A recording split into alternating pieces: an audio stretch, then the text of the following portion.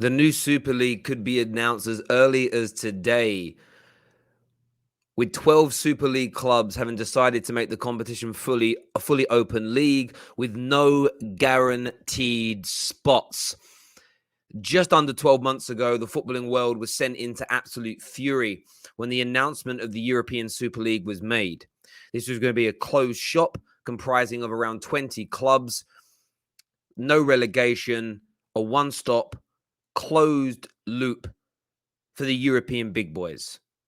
All 6 of the Premier League's top 6 at the time signed up for it. The majority of them initially thinking it was a good idea.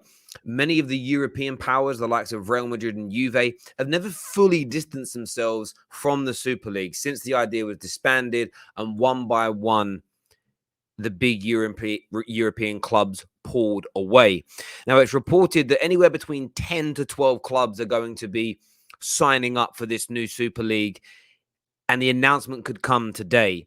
Real Madrid, Manchester City, Manchester United, Juve, Inter, AC Milan, Barca, Ati, Chelsea, and Liverpool Football Club are all set to be announced as the founding clubs of this tournament, which is going to be proposed today.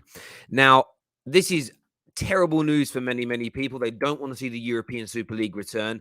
They like the situation and they like the format as it is right now. That is their take. That's what they want. That's what they think and what they feel.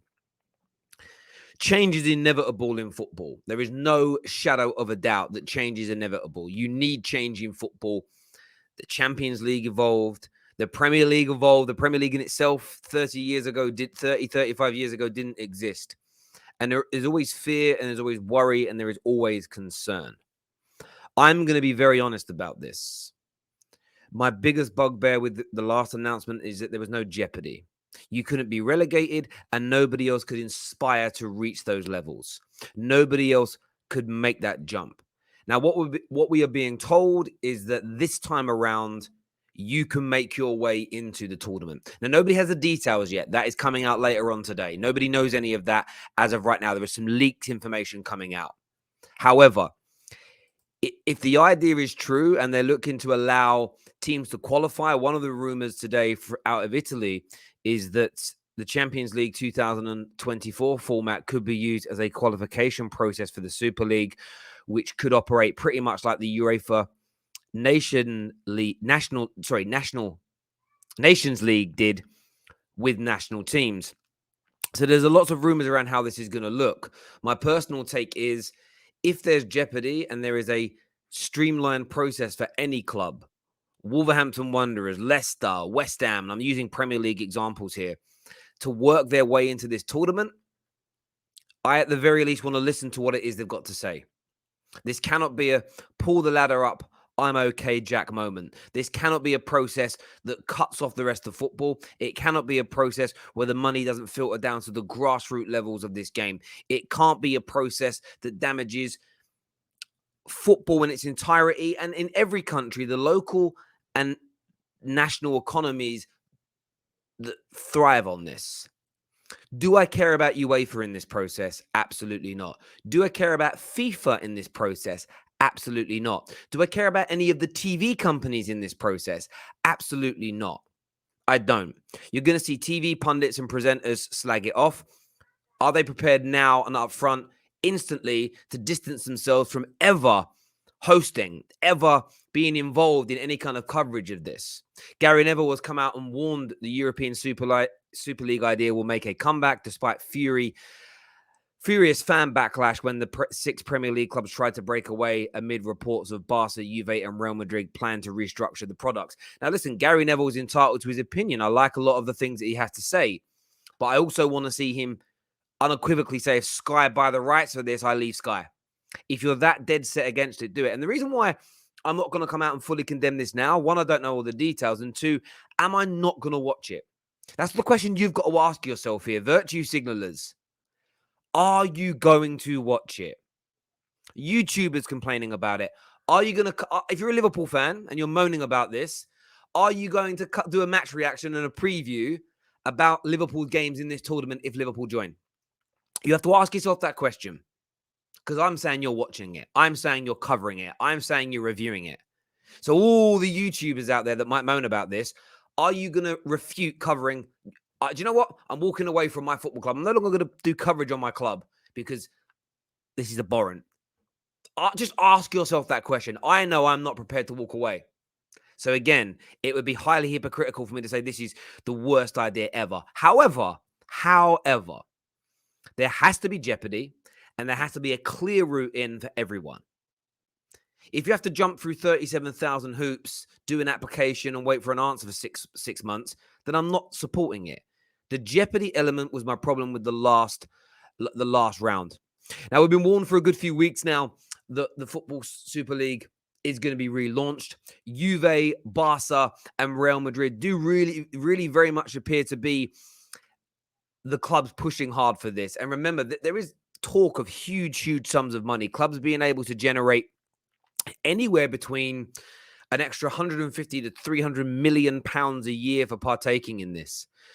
So the reward is massive, which is why, by the way, part of me supports this if there's a clear route in. Because let's just say a football club like West Ham was able to qualify themselves for it. Just say they did. What that money could do for their football club for the next 5 to 10 years would be astronomical. It could change the face of football from a point of view of a team that was, never won a league title, a team that's never won a European trophy. It could catapult them to a new degree if there's a clear route for them to qualify for this tournament. And I'm sure the same could be said for many of the Spanish, Italian, German clubs, etc. So I'm intrigued to see what they've got to say. I'm not going to be outraged at this moment in time. I'm not going to throw my toys out my pram right now because I want to see what they're offering, first of all. At the same time, the other element that concerns me about this is, will it replace the Champions League? In the sense of, if you win the European Super League, when you won the Premier League title, it went to your Man United have won 13 Premier League titles, but have 20 league titles in total. They are seen as one of the same. Will this be seen as a separate competition, a separate victory, or will it be added to the European Cups? So if Liverpool were to win the inaugural Super League, would they have 7 European trophies or 6 European trophies and 1 Super League? That's also something for me that's important because I'm not really worried about what a competition is called. I'm not even too worried about the format because this format could work. This format could be exciting. I'm worried about a legacy element of the game finishing. So I want to see the proposal. I want to see what's being said before I overreact and throw my toys out the pram. The Juve president here, Andrea Agnelli, he will be presenting the new Super League proposal today in London. March the 3rd, 2022, the new Super League proposal will be pushed out in London. They are going to be taking a look. They're going to be seeing what's said. They're going to be seeing what's happening and go from that point there. And I think what's really interesting, and I've said all along, I'm very much keeping my powder dry when it comes to condemning this or praising clubs for not being in it. Or, oh, well done, Bayern. Well done, Arsenal. Your names are not linked. Let's wait and see the wood for the trees. And I say this now to Gooners as an example because we cover the top 6. Say this now to Tottenham fans because we cover the top 6. If this idea gets proposed and there isn't the same backlash, if this idea gets proposed and there's more favor towards it, don't be condemning it because your clubs might join. I'm just saying, hold your horses. Hold your horses here.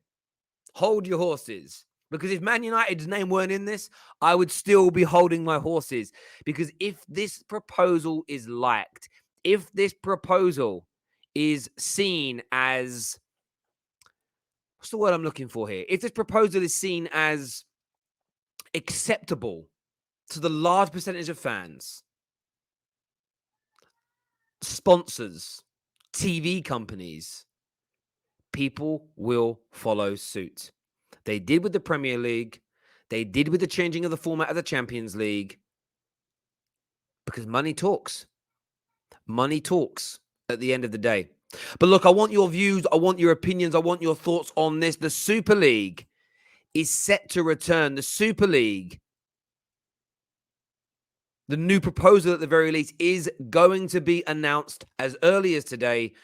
with between 10 to 12 clubs deciding to make the competition a fully open league with 0 guaranteed spots. I want your thoughts.